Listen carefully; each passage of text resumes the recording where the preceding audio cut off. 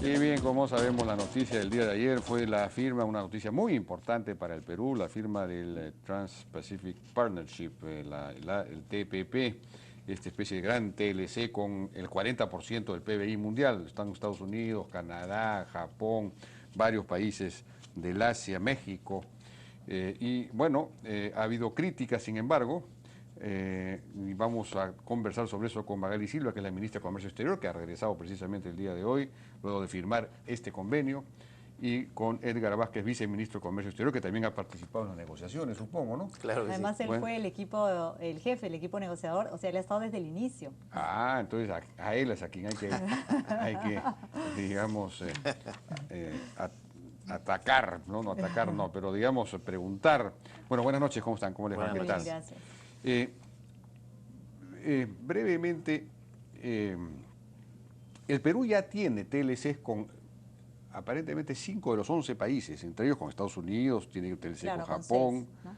Sí, con porque 6. ganamos 5 y somos 12. Son 11, 5 más, con los que no teníamos Claro, o TLCs. sea, Pero entonces, ¿en qué agrega esto? Digamos, ¿en qué nos beneficia? Si ya teníamos TLCs con los principales, porque los principales son Estados Unidos, Japón. claro, pero por ejemplo, Jaime, no hay que despreciar estos nuevos 5 países, porque son países importantes como Australia, por ejemplo, Nueva Zelanda y Vietnam, Vietnam, y claro. Malasia, que Malasia, tienen, claro. que son países de grandes consumidores, o Brunei, que no teniendo población tiene uno de los PIBs per cápita más altos, lo que significa además que tiene una capacidad de compra muy grande y que importan todos los alimentos. Nosotros hemos calculado que si de la noche a la mañana el Perú pudiera abastecerlos de bienes, y solamente en 3 líneas en las que el Perú es líder, que es agroexportación, productos pesqueros y textiles, principalmente de alpaca, estaríamos hablando de 2.225, 2.250 millones de dólares. Eso es aproximadamente un 25% más. Eso significa que esos países compran en esas 3 líneas esa cantidad. Es decir, si el Perú estuviera preparado, inmediatamente sube nuestra balanza comercial. Pero yo creo que el gran beneficio del TPP es justamente que por primera vez se está poniendo a las pymes en el escenario del comercio internacional, porque se le está dando las herramientas para que las pymes puedan integrarse en estas cadenas de valor. ¿Y a qué me refiero? En primer lugar, porque podemos acumular origen en toda la región TPP, que son 12 países. Por A ver, ejemplo, ¿qué significa acumular origen? Yo lo sé, exactamente. pero yo creo que la No, mayor yo parte de la creo que lo gente... vamos a explicar muy sencillo con un ejemplo práctico. El Perú y Chile, por ejemplo, son países mineros por excelencia, son países metalmecánicos y que tienen una mano de obra de extraordinaria calidad. Y producen y exportan ya y son proveedores de diferentes industrias metalmecánicas, por ejemplo, autopartes.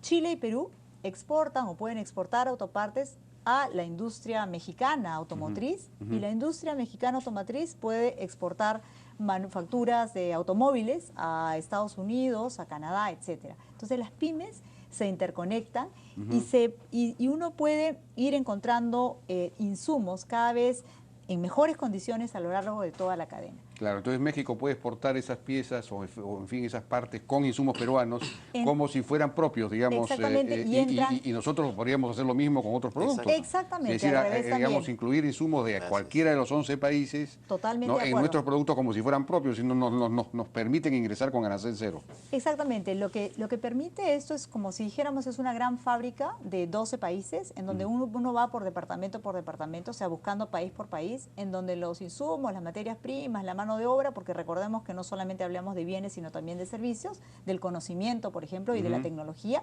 uno puede encontrar lo mejor o las Ahora, mejores condiciones. esto, claro, va a depender principalmente de la iniciativa privada, de las empresas privadas que busquen precisamente estas oportunidades, pero ¿podría haber un plan que ayude a esto? Digamos, ¿el Estado podría contribuir de alguna manera? Bueno, tenemos nuestro Plan Estratégico Nacional Exportador que justamente ha sido lanzado para los próximos 10 años, para la próxima década, en donde tenemos herramientas que van a permitir justamente enlazarnos en esta gran cadena de valor que es el TPP y que recordemos además que el TPP, digamos, ha dado muestras de que el comercio mundial sí se mueve y que, por ejemplo, tú sabes que en la OMC estamos, ahí no han habido grandes avances. El TPP creo que está demostrando que a través del comercio mundial se pueden llegar a acuerdos y se puede participar para justamente generar mayores empleos en nuestras economías. El otro día en Perumín, donde no fue prácticamente ningún ministro, salvo el ministro de... Bueno, al final llegó la ministra de Energía y Minas, ¿no? Pero la ministra chilena estuvo desde el comienzo. En Perumín, la gobernadora regional, Yamila Osorio, entre los objetivos que planteó para el desarrollo de su región, estuvo la creación, la formación de un clúster minero industrial. Así es. En la zona del Cetico, que los Ceticos prácticamente no se usa ya porque se usaba para importar autos y cambiarles. Así es. Hay espacio, hay capacidad instalada ociosa. Convertir eso en una especie de gran clúster minero industrial al estilo de Antofagasta. Para esto, algo como el TPP podría ser pues muy útil, ¿no? Porque podría ayudar, digamos, a crear vínculos de insumos y mercados. Totalmente de acuerdo, y es la primera vez que además fue un tema propuesto por el Perú. El Perú generalmente cuando ha ido, y esa ha sido la ventaja de que hemos estado desde el inicio de las negociaciones, el tema de las pymes fue puesto por el Perú y nadie sabe, por ejemplo, que es la primera vez que se acepta que el Perú ponga un tema sobre la mesa. No, pero lo de las pymes, digamos, yo entiendo, evidentemente por su propia naturaleza, un acuerdo de esta naturaleza supone que uno puede acumular origen, pero Claro. lo de las pymes es lógico que ellas puedan participar igual que las grandes o las medianas. ¿En qué sentido lo de las pymes tiene un peso específico? Lo que me refiero es que así como hay capítulos que se llaman acceso a mercados, reglas de origen, obstáculos técnicos al comercio, medidas sanitarias y fitosanitarias, hay un capítulo que es de pymes, en donde nosotros a través del establecimiento de una red y un consejo de pymes podemos hacer que el sector privado de cada país participe y a través de una red de contactos, de negocios, se puedan unos enterarse, los de Villa El Salvador, por ejemplo, si en Canadá hay una oferta o si en Malasia hay una necesidad de la exportación o la... Se va a crear una red. Una red, exactamente. Sí. Si me permite claro. complementar, lo que ocurre es que la parte de la crítica, no solo en el Perú, sino en el mundo, alrededor de los tratados de libre comercio, es que no son instrumentos fáciles de comprender, fáciles de utilizar, sobre todo para la pequeña y mediana industria. Son las grandes empresas las que tienen, digamos, una mayor capacidad instalada para poder aprovecharlos. La idea es que entre todos los países podamos cooperar entre nosotros para generar instrumentos que traduzcan los tratados de libre comercio, que fortalezcan las capacidades, de manera tal que puedan estas pequeñas y microempresas finalmente engancharse directamente. ¿Cuáles van a ser esos instrumentos? Por ejemplo, vamos a construir directamente una página web que va a introducir en esa página toda la información de oportunidades de comercio que existen en los distintos mercados de los 12 países. Se va a incorporar información relacionada, por ejemplo, a las solicitudes de productos para las compras públicas estatales de los países. Se va a poner en un lenguaje amigable y en los idiomas de la mayoría de los países toda la información, porque estos acuerdos se negocian en inglés. Y hay, digamos, oficialmente el idioma también el español y el francés, pero por ejemplo el vietnamita, una oferta de una solicitud de compra de algún producto para un hospital en Vietnam, no lo podríamos entender si es que la oferta está en vietnamita. Claro. Entonces la idea es poder generar instrumentos que traduzcan los beneficios de un acuerdo para la gran mayoría de, digamos, de las empresas de todo tamaño de los países. Que sea un mercado lo más transparente posible, digamos, lo más integrado posible. Y lo planteé yo en la última, en la última reunión, en la reunión de cierre que tuvimos a las 7 de la mañana del día de ayer, lo planteé yo como una muestra de que este TPP debe ser, más allá de un tratado, como decía el viceministro, algo que tenga un acercamiento con la gente. Nosotros estamos organizando APEC el próximo año, la reunión de ministros de comercio va a ser en mayo, y ahí estamos planteando tener una reunión de ministros de comercio TPP, donde el Perú tenga una propuesta concreta para ya empezar a andar esta posibilidad para las pymes. De acuerdo. ¿Cuáles son las líneas de producción o de cadenas de valor o lo que fuese que digamos que más potencial tienen en el Perú para integrarse en todo este mercado?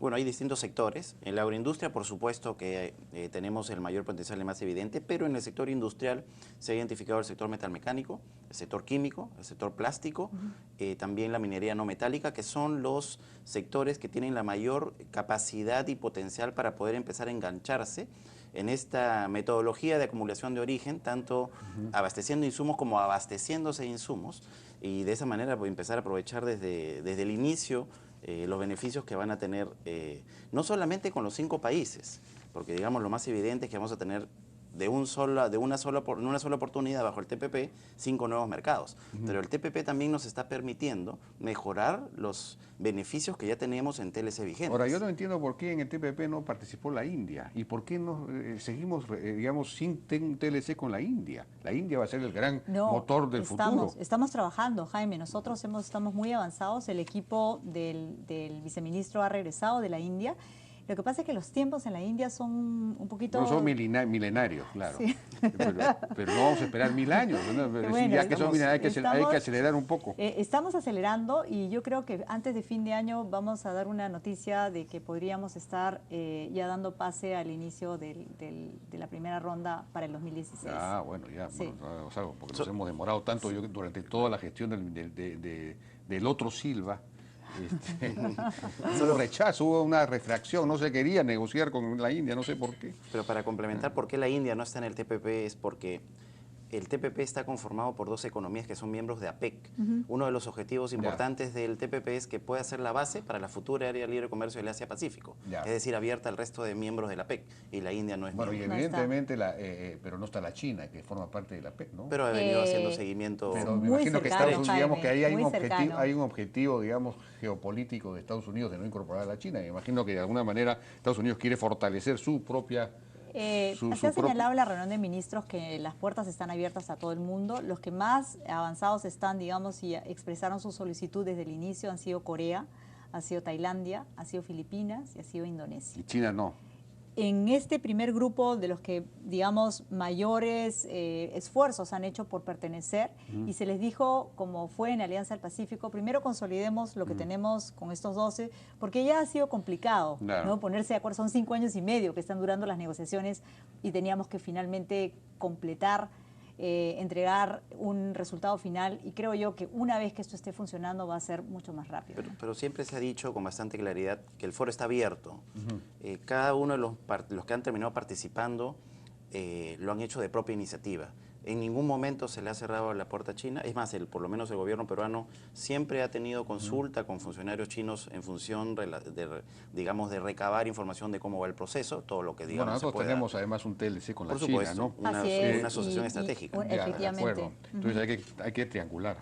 Ahora, las críticas, este asunto de los datos de prueba para los productos farmacéuticos biológicos, de origen biológico, que sería de entre 5 y 8 años, según he leído, y bueno, hay quienes señalan, el propio Stiglitz escribió un artículo, yo me imagino, ¿quién lo habrá contratado a Stiglitz para escribir un artículo sobre el Perú, ¿no? En particular. Era coautorado, ¿no? Habían 2 autores en el Dos autores, sí, bueno, así es. Señalando que, bueno, esto puede perjudicar la producción de los genéricos, dicen, manteniendo a los potenciales competidores como los genéricos fuera del mercado y cobrando precios más altos a los consumidores, que según Stiglitz, pues este TPP lo que hace es permitirán a las empresas extender sus monopolios por muchos años más, en fin. Bueno, yo tengo que decir con bastante claridad, Jaime, que en el caso del Perú, lo que se ha venido hablando es algo que no se condice con lo que realmente ha ocurrido. Ahora podemos decir, digamos, ya con más libertad, dado que se ha cerrado la negociación. En el Perú no va a haber ningún cambio en la protección de los patentes. Una cosa paralela es la protección de los datos de prueba. Hay un error conceptual en creer que el periodo de las patentes se tiene que sumar a la protección del periodo de datos de prueba. Es decir, suman los 20 años que legalmente el Perú protege las patentes desde el año 1993, los suman a las propuestas que han existido en mesa sobre los datos de prueba que iban desde 12 años. Suman en los 12 años o los 5 años. Los suman a los 20. A los 20, serían 25 años por lo menos o 30 años. O 32 en el caso de 2, imagínate. Antes decían que íbamos a proteger 12 años. Ahora que ya hemos transparentado que finalmente se protege 5, pues están igual, bueno, ahora la crítica es que se sumaría 25. 5, nada más. Para el Perú, 5. Porque están hablando de entre 5 y 8. 5 años. El Perú ya protege actualmente los datos de prueba para nuevas entidades químicas 5 años. Lo que estamos haciendo es equiparando esa protección con los productos biológicos. Y tiene un sentido. Cuando nosotros empezamos la negociación del TLC con Estados Unidos, que es la base sobre la cual se desarrolló la normativa para proteger los datos de prueba de nuevas entidades químicas, en aquel entonces nunca estuvo en el debate la protección de los biológicos, porque hay que tomar en cuenta que esos son medicamentos que han aparecido en los últimos años. Ha sido razón de un nuevo surgimiento tecnológico. ¿Tiene sentido que los productos biológicos tengan patentes? Se escuchaba una crítica de Pedro Franque diciendo que no son patentables porque son productos de la naturaleza. No, es que creo que ahí también hay otro error, ¿verdad? Las plantas no se patentan, las plantas no tienen protección, sí. Los animales tampoco, eso ni en la normativa multilateral. ¿Los seres humanos? Menos. Todavía. Ni en la normativa multilateral, ni en la normativa bilateral. Ya. Lo que estamos hablando es de productos que utilizan componentes genéticos y se combinan con otros para poder generar nuevos medicamentos. Por ejemplo, la utilización de sangre, o de salivas, o de piel, o etcétera. Por supuesto, seres humanos y combinados. Eso es un avance de la tecnología de la salud de los últimos años. Y es un avance de la investigación y, por supuesto, del avance tecnológico, digamos, Entonces tienen que ser, claro, hay investigación ahí, por lo tanto la patente tiene sentido. Esas innovaciones en el Perú, con el ordenamiento legal existente de protección de patentes 20 años, estarían protegidos.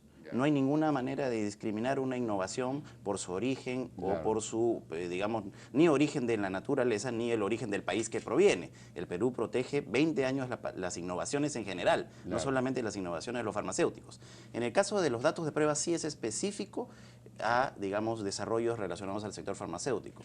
Y en particular el Perú protege 5 años para las nuevas entidades químicas. Y lo único que estamos haciendo es equiparar esa protección de 5 años también a los nuevos desarrollos de la biotecnología, que creo que, por supuesto, lejos de generar desfases, más bien podría alentar la llegada de los datos de prueba. ¿En qué consiste esto de la protección por 5 años de los datos de prueba? Significa que una, digamos, empresa, un laboratorio farmacéutico que ha desarrollado un producto, tiene una patente de 20 años, pero al mismo tiempo, a la hora que se acaba esa patente, tienes derecho, por eso que la gente piensa que esos son 5 años más, tienes derecho a mantener en secreto, digamos, los datos, por eso se llama protección de datos, supongo, los componentes, la manera de fabricar ese producto durante 5 años más. ¿Qué cosas? Es que no son 5 años más. De pronto, lo que tenemos que explicar es que, en primer lugar, por ejemplo, si tú eres un laboratorio y has encontrado, digamos, la cura para una enfermedad, tú tienes todo el derecho de hacer que tu idea, que tu invento, que tu innovación se proteja. Entonces vas al INDECOPI y haces la solicitud para que se proteja este producto. Luego tienes que hacer un trámite, ¿en dónde? En DIGEMIT, para sacar, ¿qué cosa? Un registro sanitario, porque estamos hablando de fármacos. Y también existe lo que se llaman los datos de prueba. Los datos de prueba son aquella información que ha probado la eficacia y la seguridad del medicamento, ¿no? Esos datos de prueba se protegen por 5 años, que pueden estar dentro de ese periodo de los 20 años, pueden estar, dentro de los 20. Dentro de los 20. Efectivamente están dentro de los 20. O sea que no son 5 más, sino 5 dentro de. Están 5 dentro de, pero Jaime, aún, por ejemplo, en el caso de los medicamentos de origen químico, hay lo que se llama como la ventana de acceso. Entonces, esos 5 años no se cuentan a partir del día que te dan el registro sanitario acá en Lima, sino del día que te dieron, si es un laboratorio americano, por ejemplo, que te lo dieron en Estados Unidos. Entonces, puede ser que eso haya ocurrido hace 2 años. Entonces, ya pasaron 2, te protejo por la diferencia, 3. Al tercer año, no hay ningún problema. Ya puedo empezar a fabricar los genéricos. Digamos, estamos hablando de los genéricos. ¿Sí? No, estamos hablando de los medicamentos de marca, ¿no? Porque estamos hablando de proteger No. El medicamento de marca está protegido por la patente y está protegido. Claro, así es. Pero digamos, la pregunta es, ¿a partir de qué momento yo puedo empezar a producir genéricos? Porque lo que te están diciendo es, esto alarga el periodo de protección, el periodo monopólico, digamos. No lo alarga. Y el impedimento para fabricar genéricos de fácil acceso. Pero no es así, porque justamente acaba la patente y lo que hemos visto que en el Perú de acuerdo a información de Indecopi, ni siquiera los laboratorios están llegando a los 20 años. Ellos mismos solicitan y dicen, mira, ¿sabes qué? Ya hay cosas más, digamos, más modernas y suspenden la protección de su patente. Jaime, Entonces, y sacan genéricos. Y automáticamente tú paras la patente y se vuelve genérico. Tanto es así que en el Perú actualmente, de los miles de medicamentos que existen, 70% son genéricos y 30% son Pero en términos de consumo también, en términos de consumo del mercado, digamos, estás hablando de unidades, 70% de las unidades, pero en términos del consumo. Claro, el término del valor es distinto porque los productos de marca tienen un precio mayor, ¿no?, que los genéricos. Y obviamente en valor hay una, digamos, menor participación de los genéricos, pero en unidades, es decir, digamos que es finalmente lo que el consumidor, digamos, los pacientes utilizan, el 70% son genéricos. Pero aquí, Jaime, permíteme decir, son dos derechos distintos. Uno es el de la innovación, que es la patente. Terminada la protección de la patente puede entrar cualquier genérico. Y otra es la del dato de prueba, que es la investigación, los resultados de la investigación, los ensayos clínicos, por ejemplo, que sirvieron para comprobar que esta innovación es útil para el ser humano. Esta otra protección de los datos de prueba del 5 años, en el Perú, en la realidad de lo que nos ha ocurrido, hemos recibido desde los 2009 hasta la fecha 51 solicitudes de protección de estos datos de prueba. El día de hoy hay vigentes 25 de ellas y ninguna de estas protecciones, en el paralelo con la protección de la patente, ninguna se ha extendido por encima de los 20 años de protección de un medicamento. Eso es lo que en la práctica factual se no ha tenido un impacto. Así es. Bueno, pero esa es la otra pregunta. Cuando se firmó el TLC con Estados Unidos se dijo exactamente lo mismo. Se van a encarecer todos los medicamentos, no se va a poder sacar genéricos, etcétera. La propiedad, los monopolios, las transnacionales.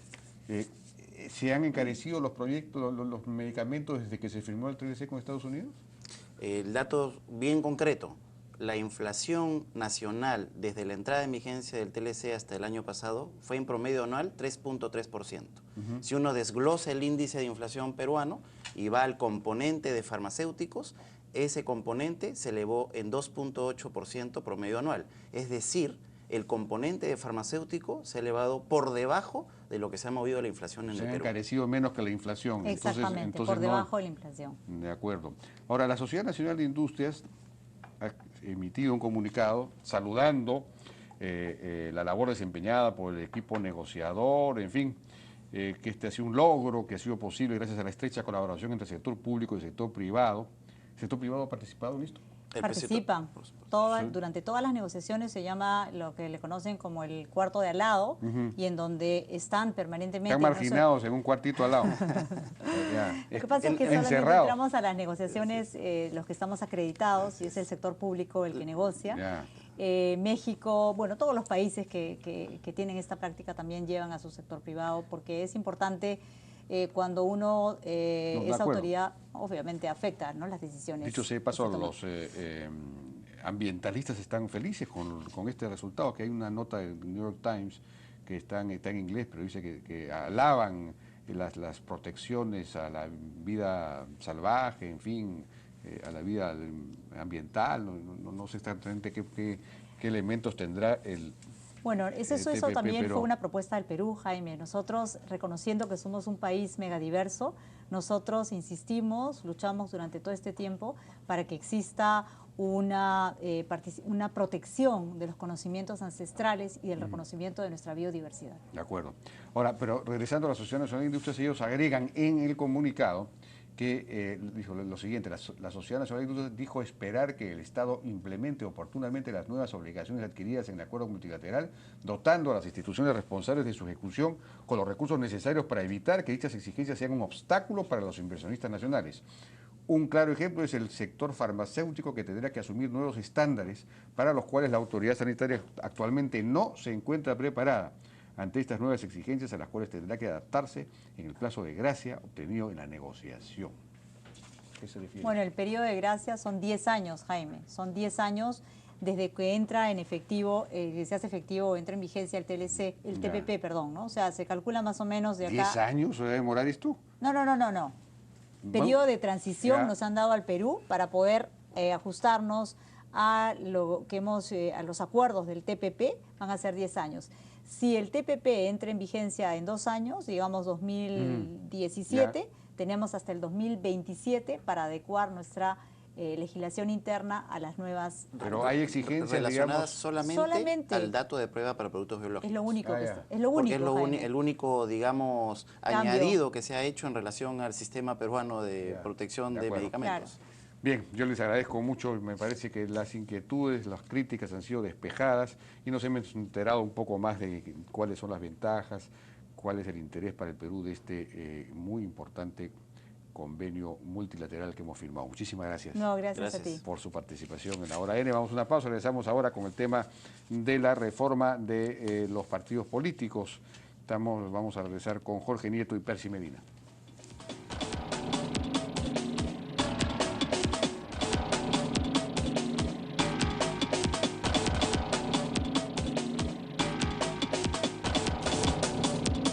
Claro, gente comprometida con la gente.